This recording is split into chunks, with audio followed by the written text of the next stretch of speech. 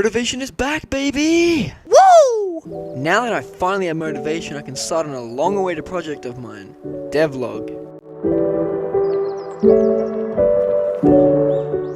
Now, you would think I'd have an idea for the game that I'm going to be making, but of course I don't. So I'm gonna have to do like a 5-hour brainstorm for an idea, which is like, at least like, I don't know, a bit of time. So let's get to it. I decided to eventually settle on a game where you crash land on a planet and you'll have to farm resources to repair your ship to leave the planet. The end goal is to leave the planet that we crash land on, so I'm thinking a lot of the resources will be rare and you'll have to earn them and put in time.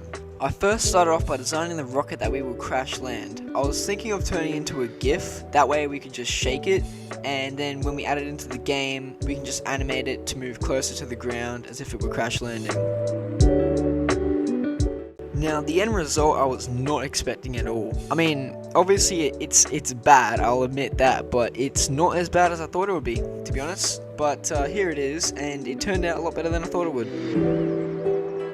Now I'm just doing finishing touches with the ship, which is making smoke next to the flames. If I'm being honest, this made it worse, but I'll add it into the game and I'll see how it looks then.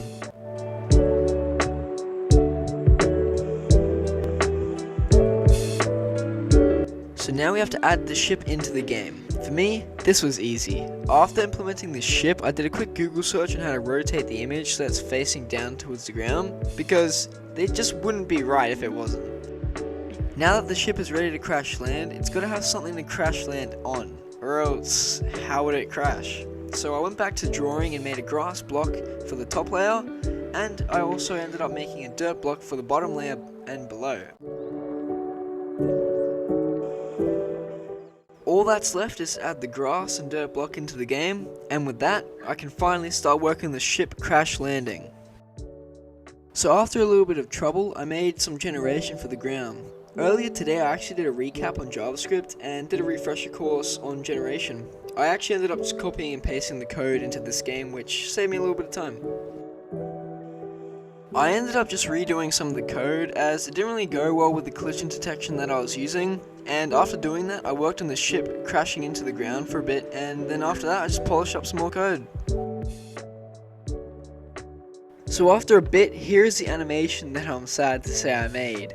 I mean, honestly it's not bad, but you know, I could have done better. But it's getting pretty late and I could probably touch it up another time, but it's currently 3:20 AM and I need to get some sleep, so I'll see you guys in the morning. It's now day 2 and I've been working on some character design for much longer than I'd like to admit. But now we have character animations for the game, such as an idle state and a running state.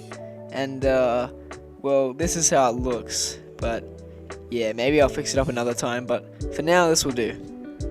After adding the character animations, I set out to make the collision better by using my JavaScript engine. And after a very deep explanation on how my engine works, we can fully understand how I used the collision from the engine and implemented it into the game. This made it much more easier than starting from scratch. Thank you, autoEngine. Very cool. Next, I drew up a sprite for a stone block in Piscal. Personally, I really like using it because it's just such an easy way to make pixel art for a game. Surprisingly, the stone block actually turned out pretty good for my skill level, but afterwards I added it to the game along with a slightly altered terrain generation, so now when you start the game there will actually be stone structures randomly generated. I thought this was cool since you can have a bit more fun by overcoming some obstacles. So right now we're going to have to add a camera that follows the player around the map, or else we would just be restricted to a small space. We can do this using the scroll to method.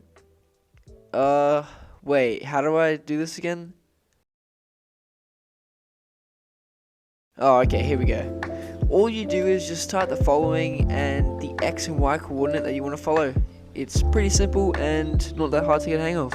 I then spent some time looking for a few fonts that would suit the game's style. I also ended up just creating an oxygen bar as well as a health bar just to spice things up. My main thinking for the game is that the planet that you land on will not have any oxygen and you'll have to plant your own life using the seeds that you can find from inside the ship. Also, I'll change the pixel art for the ground to match a more dead planet with no life, just like me. Anyways, now we have a new problem. Because there's so many blocks rendered in the game, it can get pretty laggy at times. So to fix this, we go to our Lord and Savior, Stack Overflow. Yeah, so Stack Overflow didn't actually help, so eventually I came up with the idea to hide all the images or blocks that aren't inside of the player's screen. This ended up actually working really well, and now we don't have any more lag. Now I'm moving on to the very first part of the story, and that's collecting the seeds from the ship. I know, very simple, but like I said before, we plant trees with those seeds, and since you only have a certain amount of time before your oxygen runs out, this is a crucial step in the game. Halfway through creating an interaction feature with the ship, I thought it would be cool to have text show like a typewriter when you're in proximity of the ship. This is what it looks like. And in case you didn't notice, I changed up the UI for the oxygen and health, and honestly it looks way better than how it did before.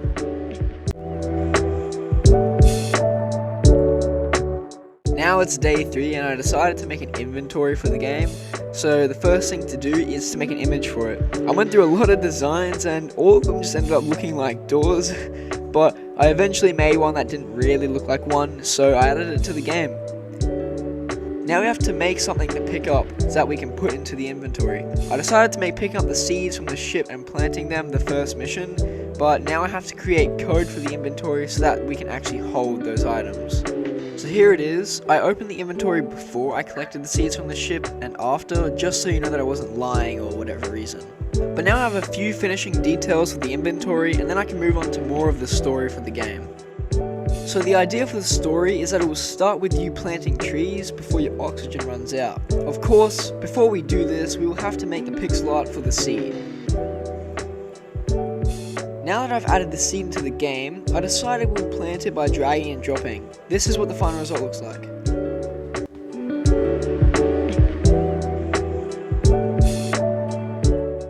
Right now this is as far as I've gotten, but we need to create an actual tree to grow so that way we can get oxygen, because like without it, we would not last very long.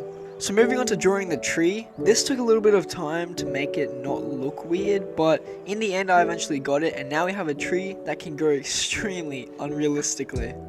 But I reckon in the future, once the game is near finished, I'll come back and revisit some of the older features and just redo them to make them look smoother and better. For example, with the tree growing, I'm planning on making it slowly come out of the ground instead of it just popping out instantly. So originally I was going to remake the stone blocks to be more rounded, but because I'm terrible at pixel art, it didn't really turn out well. Anyways, realizing my failure, I noticed how bad and bland the background looked, so to fix this, I thought it'd be cool to have a parallax background. If you don't know what that is, it's just a background that goes on infinitely as you traverse the screen with your character, or something like that. After finishing it, I added it to the background and this is how it looks. It's not that bad to be honest, but at the edge of the world it kind of, I don't know, it just commits unlive and stops working. It's easy to fix though, and I'll be working on that another day. So my number one problem at the moment would definitely be lag, and previously I tried fixing this just to hide all the blocks that aren't inside of your view, but instead now we can just create one block that stretches across the entire bottom layer. This way we don't have hundreds of blocks to render and reduces the lag significantly. Now if I release this game on a website for everyone to play, keep in mind that if the screen is smaller than mine or looks like this, then you'll have to zoom out and make it look about normal. And then once zoomed out, you want to reload the page and everything should be normal. For those on larger screens, I'm not sure how it will look, so if it doesn't look good, try zooming in just a bit, inch by inch, by reloading the page every time. And when it about looks good, it should be alright. You see how the seed isn't directly on my mouse pointer? If this is happening to you, then you can try the previous mentioned methods, but if it doesn't work, then hopefully I'll come up with a fix soon. Now I'm working on more of the story and just fixing up some previous dialogue. I found a lot of bugs with the dialogue, so I'm glad I came back to that actually. And after you plant the trees for the story, you'll be set out to find materials to repair your ship. The materials we can find will be service blocks such as like stone, copper, and a lot more. But we'll need to be working on that side in the next video because I'm out of time now. So I hope you guys enjoyed, and I'll be with another devlog soon.